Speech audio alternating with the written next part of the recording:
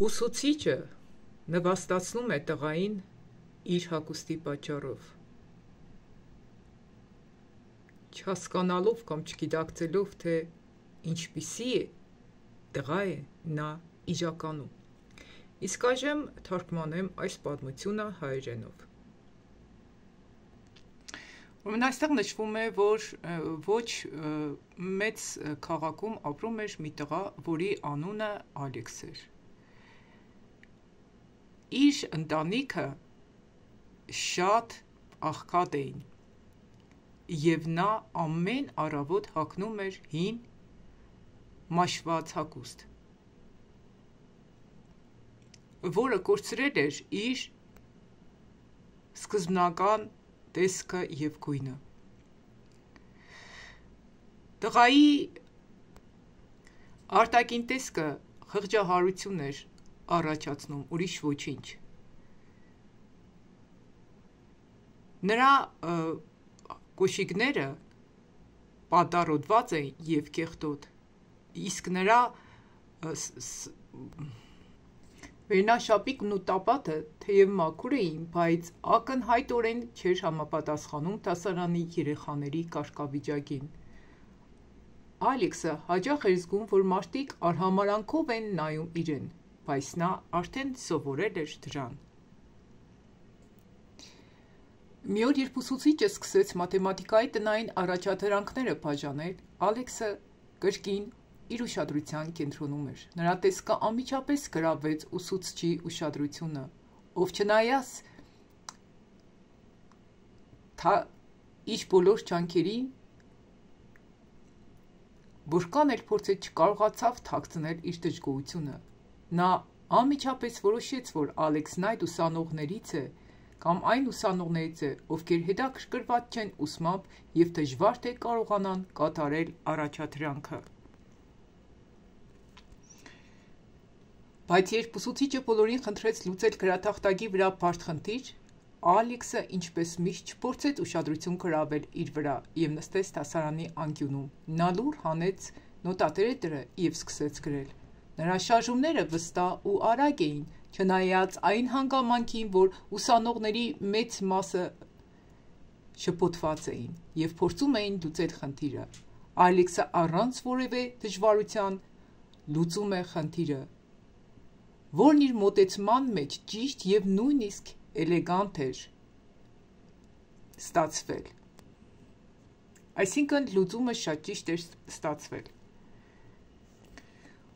Ուսուցիչը տեսնելով արդյունքը չէր հավատում իր աչքերին։ Տղան, ով իրեն թվում էր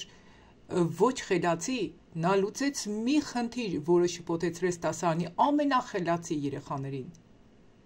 Նա քայլեց Ալեքսի մոտ, բայց նա առանց գլուխը բարձրացնելու շարունակեց աշխատել, այնպես կարծես ոչինչ չէր եղել։ Այդ պահին ուսուցիչը հասկացավ, որ իր նախկին վերաբերմունքը աշակերտի նկատմամբ շատ սխալ էր։ Ալեքսը հանճար էր, որը թաքնված էր աղքատության հետևում և անտեսանելի իր շրջապատի համար։ Կամ Ալեքսը իրականում հանճար էր, որը թաքնված էր աղքատության հետևում և անհայտ էր շրջապատողների առաջ։ Ինչպես նաև կարծես անտեսանելի լիներ իր շրջապատի համար։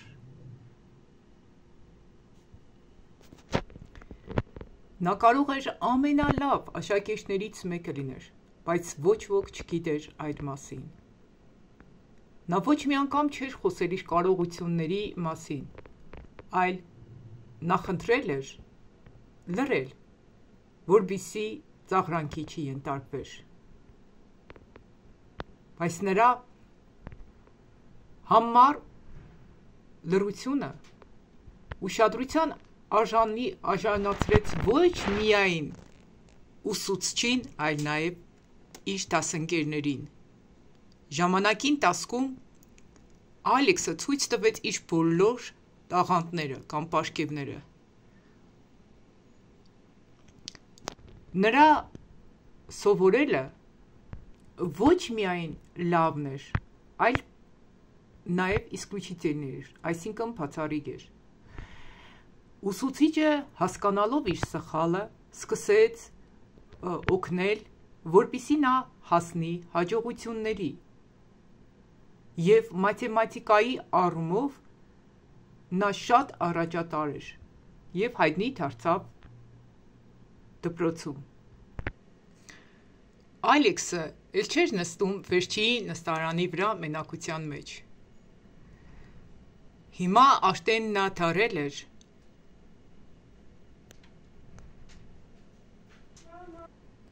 Արդեն նրան դիմում էին օգնության համար և վերաբերվում լրիվ այլ կերպ։ Սա շատ շատերին դաս տվեց այն բանի համար, որ երբեք չի կարելի մարդուն դատել իր արտաքին տեսքով կամ աղքատությունով։ Ցանկացած մարդու մեջ կա թաքնված հիանալի պոտենցիալ, այսինքն ներուժ։ Եվ առաջին հայացքից, ով որ թվում է, թե շատ թույլ է, իրականում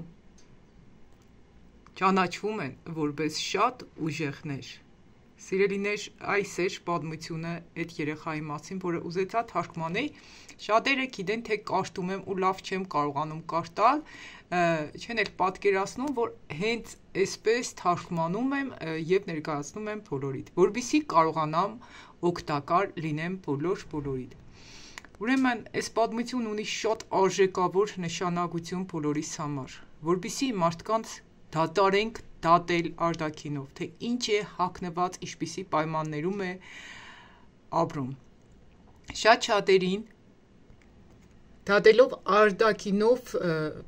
մարդկանցից սպանվում են։ Վերջերս զանգեր եմ ստանում,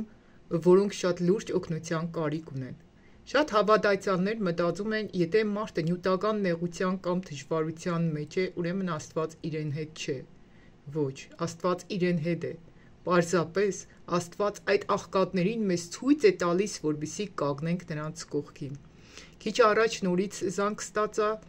որ ապրում էր գյուղում, պետք չէ, որ իրենց ներկայացնեն, որովհետև չցանկացան, որպեսզի ներկայանային անմիջական, բայց գրեց ինձ ուղարկեց, որ ոչ լվացքի մեքենա ունի, ոչ նորմալ փաղնիկ զուգարան ունեն, ոչ սառնարան ունեն, առաջվա սառնարան է, շատ վատ վիճակներ, կդուրի ջուր է կատում, մի խոսքով շատ վատ վիճակներ։ Սիրելիներ, այն մարդիկ, որոնք մեզ առաջին հայացքից կարող են անարժեք կամ անպիտան թվալ, կարող են մեզ համար շատ արժեքավոր լինել։ Ամեն ինչը պետք չէ նյութականացնել, այն նման մարդկանց կողքին կարող ենք կանգնել։ Եթե կան մարդիկ, որոնք ցանկանում են օգնել նմանատիպ ընտանիքների, երեկ էլ այցելեցի մի ընտանիք, որոնք տան վարձը չէին կարող տալ ու իրոք մեծ հոգս դրվավ իմ սրտիս մեջ, ես ուզում եմ, որպեսզի օգնենք շատ շատերին։ Եթե կան մարդիկ, որոնք ուզում են օգնենք նմանատիպ մարդկանց, ես նրանց չեմ նկարելու, տեղադրելու, որովհետև Աստված ասում է, ձախդ թող չիմանա, թե աջդ ինչ է տալիս։ Կարող եք զանգարել իմ համարից, որը տեսանյութի տակ կտեղադրեմ, և օգնենք շատ ընտանիքների, թող միայն Աստված իմանա և հազարապատիկը վարձահատույց լինի մեզ։ Այսքանը, ինչ ցանկացա ներկայացնել ձեզ այս ամենաարժեքավոր պատմություններից մեկը, որ երբեք մարդուն չդատեք արտաքինով, որովհետև շատ վատ արտաքինով մարդիկ իրականում հանճարներ կամ գլուխգործոցներ են։